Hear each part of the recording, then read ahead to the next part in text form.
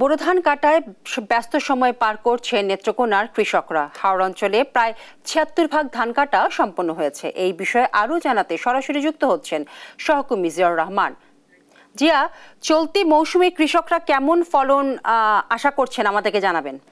বিপাশা, আপনি যেমনটি বলছিলেন, নেত্রকোনার যে হাওড় অঞ্চলের কৃষকরা রয়েছেন, বিশেষ করে জানেন যে এটি একটি হাওর প্রধান জেলা। এখানে কিন্তু বোরো ধান এই জেলার কৃষকদের একটি প্রধান ফসল। এই ফসলের মধ্য দিয়ে কিন্তু তারা সারা বছরের যে খাদ্য মজুত করেন এবং শিক্ষা, স্বাস্থ্য, চিকিৎসা সহ সবকিছুই কিন্তু নির্ভর করে এই বোরো ধানের উপর।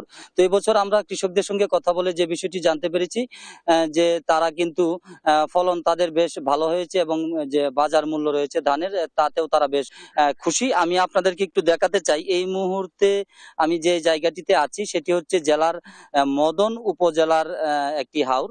এই হাওর এলাকায় কিন্তু মোটামুটি যে নিচু এলাকার যে জমি জমাগুলো ছিল, সেই জমির ধান কিন্তু ৭৬% কাটা হয়ে গেছে বলে আমাদের জেলা কৃষি সম্প্রসারণ অধিদপ্তর সূত্র থেকে কিন্তু জানানো হয়েছে। এবং আমি আরেকটি বিষয় বলি যে জেলার যে পুরো জেলার উঁচু জমির যে ধান রয়েছে সেসব ধান কিন্তু ধীরে ধীরে কাটা শুরু হয়েছে। এবং বিশেষ করে হাওর উপজেলা রয়েছে ৩টি, এর মধ্যে মোহনগঞ্জ, কালিয়াজুড়ি এবং মদনের ধান কাটা কিন্তু প্রায় ৯০%-রও বেশি হয়ে গেছে।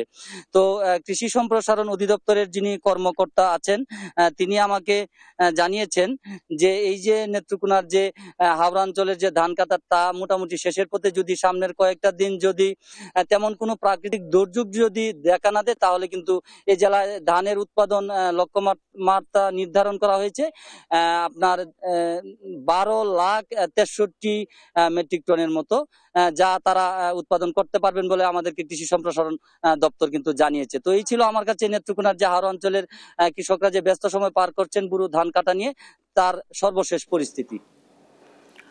ধন্যবাদ আপনাকে জিয়াউর রহমান।